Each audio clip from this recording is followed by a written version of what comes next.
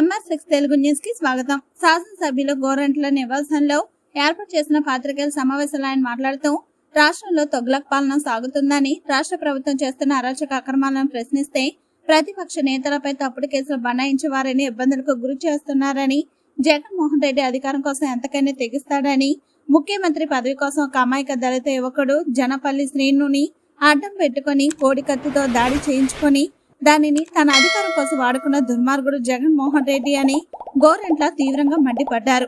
దళిత గిరిజన వాడల్లో ఎక్కడ కూడా కనీస రోజు సౌకర్యాన్ని కూడా నోచుకోలేదని, వారి సంక్షేమ అభివృద్ధి అటు ఉంచితే వైసీపీ ప్రభుత్వంలో తీవ్రమైన దాడులు ఎదుర్కొంది దళితులు, గిరిజనులు లేనని అన్నారు.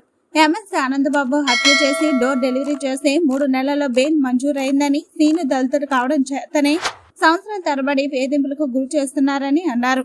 బయటకు వస్తే నిజాలు బయటపడతాయన్న భయంతోనే జగన్ రెడ్డి సీనుపై వేధింపులకు పాల్పడుతున్నారని, వైసీపీ పాలనలో సుమారు 200 మంది దళితులు హత్య చేయబడ్డారని, ప్రస్తుతం 8 మంది వైసీపీ దళితుల అభ్యర్థులను స్థానచలనం చేస్తూ దళితులను నాయకత్వం నుండి కూడా దూరం చేస్తున్నారని తెలిపారు.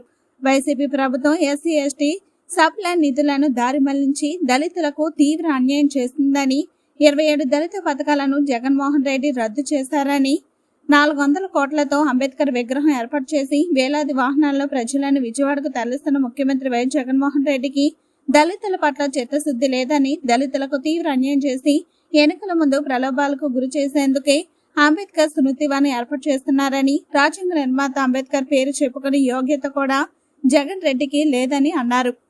ఇక తెలుగుదేశం పార్టీ జాతీయ అధ్యక్షులు చంద్రబాబు రా కదిలిరా సభకు ప్రజల నుండి అనూహ్య స్పందన వస్తుందని, రాష్ట్రంలో వైకాపా ప్రభుత్వం అధికారంలోకి వచ్చాక ప్రతి ఒక్కరు ఇబ్బందులు ఎదుర్పడుతున్నారని, వైసీపీ ప్రభుత్వంలో తెలుగుదేశం పార్టీ హయాంలో ప్రవేశపెట్టిన సంక్షేమ పథకాలను, క్రిస్మస్ కానుకలను, రంజాన్లతో పాటు వైసీపీ ప్రభుత్వం పక్కన పెట్టిందని గోరంట్ల ఆగ్రహం వ్యక్తం చేశారు. రాబోయే ఎన్నికల్లో ప్రతి ఒక్కరూ తెలుగుదేశం పార్టీని అధికారంలోకి తీసుకొచ్చి వైసీపీ ప్రభుత్వానికి చర్మగీత పాడాలని గోరంట్ల అన్నారు. ఈ కార్యక్రమంలో రాష్ట్ర ఎస్ఎస్ఎల్ కార్యదర్శి జల్ది కృపారావు, తూర్పుగోదావరి జిల్లా టీఎన్టీఎస్ అధ్యక్షుడు ఎర్రమోతు ధర్మరాజు, ఎస్సీసెల్ సీనియర్ నాయకులు తలారి మూర్తి, రాయుడు సునీల్, అనంతరపు గోపి తదితరులు పాల్గొన్నారు. ఆర్డర్ చేసి సిబిఐ ఎంక్వైరీ చేస్తుంటే నువ్వు సహకరించట్లేదు. మీ బాబాయ్ హత్య కేసులో నీ ప్రమేయం, నీ కుటుంబ సభ్యుల ప్రమేయం ఏంటి? లేకపోతే ఎందుకు దోషుల్ని శిక్షించకుండా అడ్డుపడతా ఉన్నావు? ఎందుకు సిబిఐ మీద తప్పుడు కేసులు పెడతా ఉన్నావు?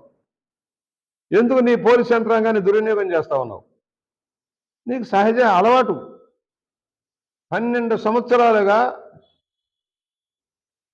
నీ కేసులు ముందుకు సాకుండా అడ్డుకుంటా ఉన్నావు. 1 సంవత్సరంలో 2 సంవత్సరాల్లో తేలాల్సిన అవినీతి అక్రమాల కేసులు ముందుకు సాగట్లా. పిటిషన్ మీద పిటిషన్లు వేస్తా ఉన్నావు, వాయిదాల మీద వాయిదాలు వేస్తా ఉన్నావు. భారతదేశంలో ఏ అవినీతి పడైన ముఖ్యమంత్రి, అత్యంత అవినీతి పడైన ముఖ్యమంత్రిగా ముద్రపడ్డ నువ్వు నీ కేసులను ఎందుకు డిస్పోజ్ చేయలేకపోతున్నావు? ఎందుకు చేయించుకోలేకపోతున్నావు? అంటే నేరాలు రుజువవుతున్నాయి కనుక నీ భూదాహం, డబ్బు దాహం, దోపిడీ విధానాల మీద సమగ్ర విచారణ జరిగింది కనుక శిక్ష తప్పదని తప్పించుకోవడం కోసం ఇవాళ వాయిదాల వేదాలు